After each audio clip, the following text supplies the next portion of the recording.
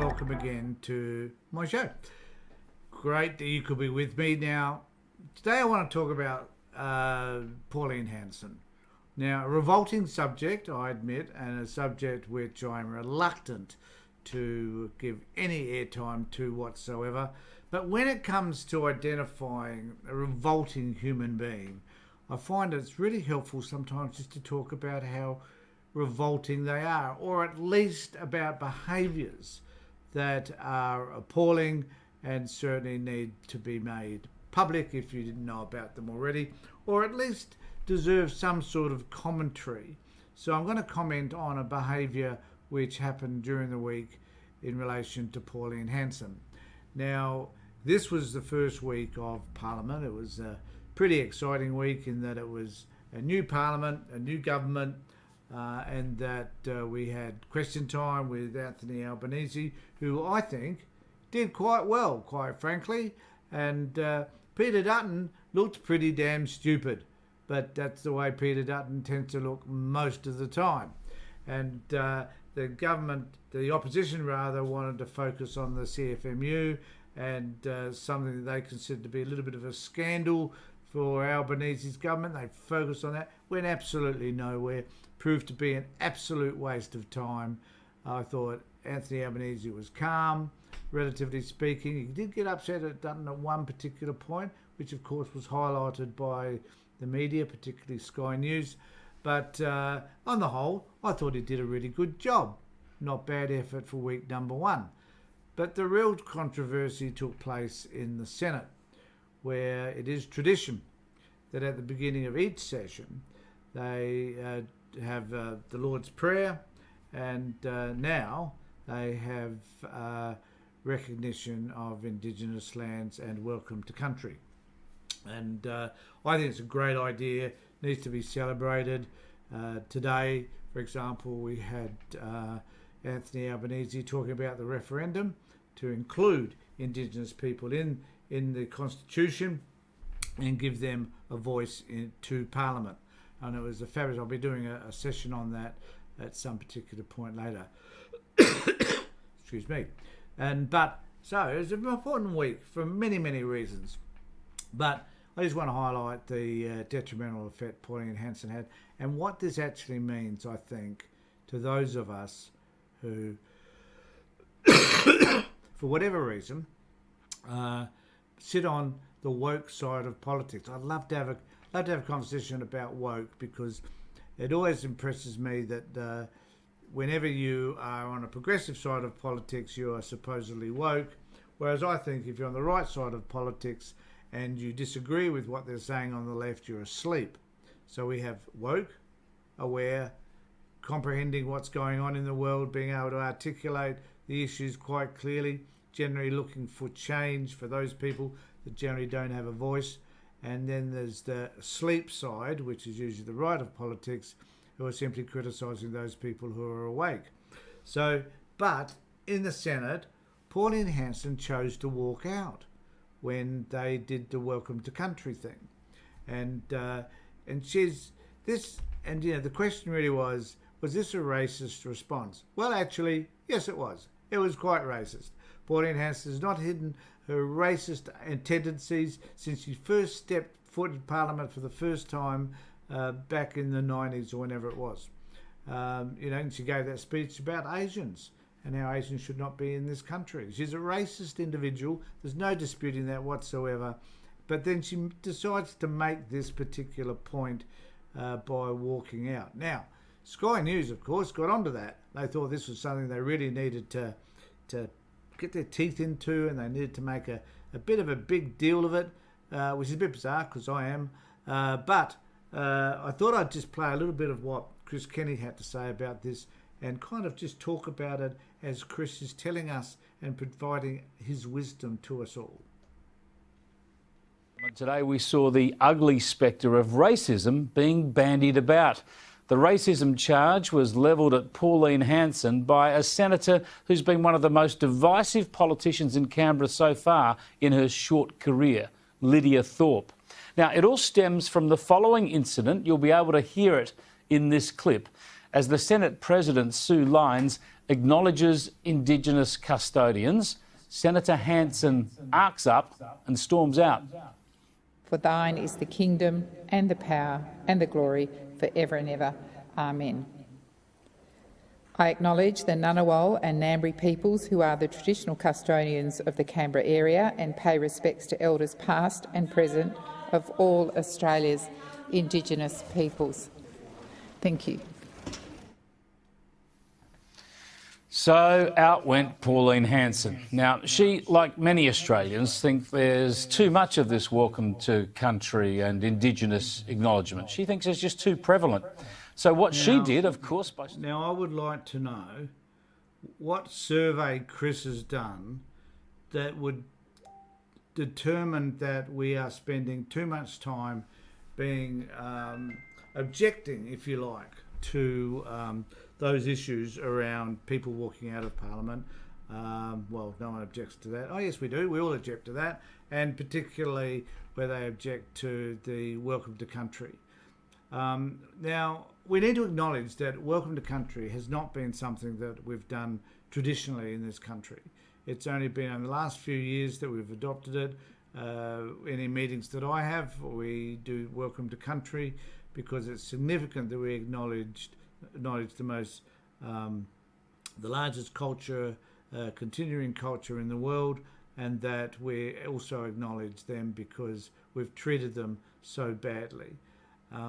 And anybody who sort of has a stand around that these days is going to be criticised by the right wing, as is happening with regard to Chris Kenny and his colleagues. So I think it's important that we make a stand and that we acknowledge that people who object to this have a view which, regardless of whether they would agree with this or not, it's racist.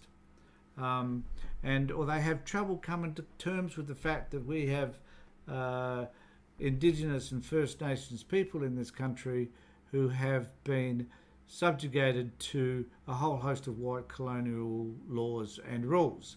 And we as white people certainly need to accept that has been their experience, and we need to take responsibility for making sure that we make changes that are going to help Indigenous people to become the people that they should be, and that we should stop standing in their way.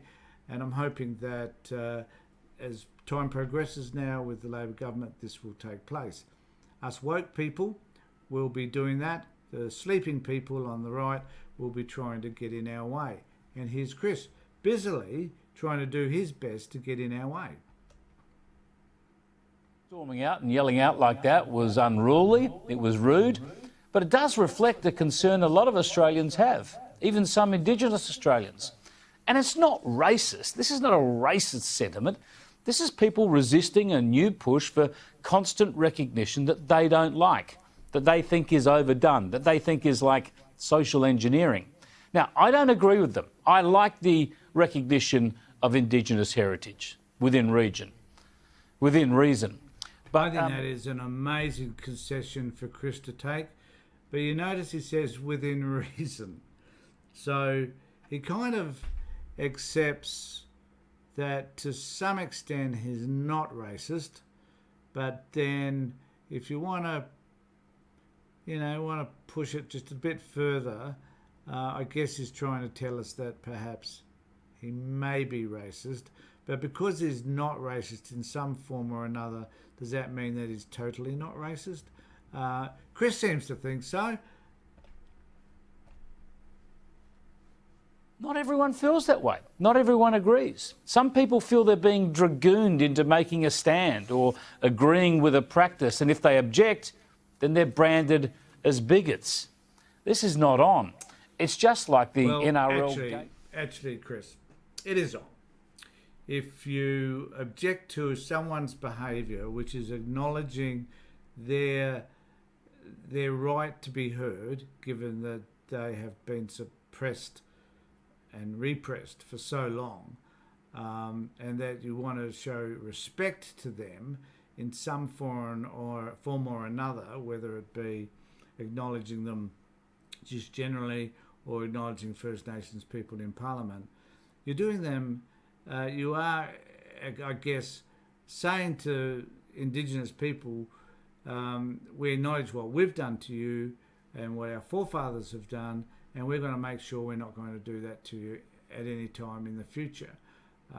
Whatever it is we're doing now, we're going to try and find ways to improve those situations so that your life and the way you choose to lead your life is in accordance with your values and your principles, and we'll support you around that. But Chris doesn't seem to understand that. Chris is a white man, as I am, in case you haven't noticed, but is a white man talking from a prejudicial perspective, and I think that's the issue. Pride jersey controversy, same thing.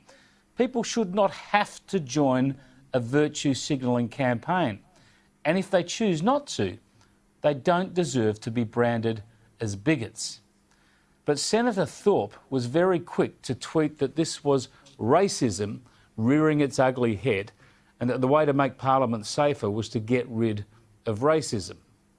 But the thing about Thorpe is that she herself is a most divisive figure on race issues. I think this is so classical. So it's okay for the right-wing media to talk about others as being divisive, where in actual fact they're as divisive as they come. Doesn't matter what the political issue is. If someone on the left says that something is blue, I can guarantee you that on the right they'll tell you that it's red. No matter what it is, they will have a counter-argument. Not necessarily because it will make any sense, but simply because they need to stand as an opposition towards anything that the left will do. It's a bit like American politics at the moment, where no one in the Senate, for example, or the Republican Party generally, are prepared to resolve any issue that is about helping the people that elected them, but it's really about just standing against anything the other side says. So this is the same thing. So if it be about LGBTQI plus communities, and then a football club making a stand, which is just simply about changing their Guernsey for one match in order to be able to acknowledge and to support that particular community, then everybody gets up in arms about it.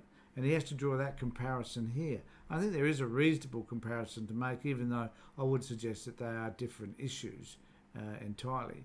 And he goes on later on to comment about an Indigenous Member of Parliament who certainly made some interesting comments about her need to be able to accept, even though she disagrees with the accepting of the allegiance to the Crown, and I certainly would be one, not Indigenous, but I would disagree with that as well. I don't want to, I'm a Republican by nature, so I don't want to accept the Crown or the Queen, bugger her. She can, and all the royal family. I don't want to accept any of that. So I would object to that too. But in order to get into Parliament and in order to do what is traditionally correct, you have to do that. You have to swear allegiance to somebody that you think is illegitimate anyway, and who I don't want to be representing. So there are conflicts we all have. Why in the hell couldn't Pauline Hanson have just sat there for the 30 seconds that it took to read that and just not say anything? She could have. She should have.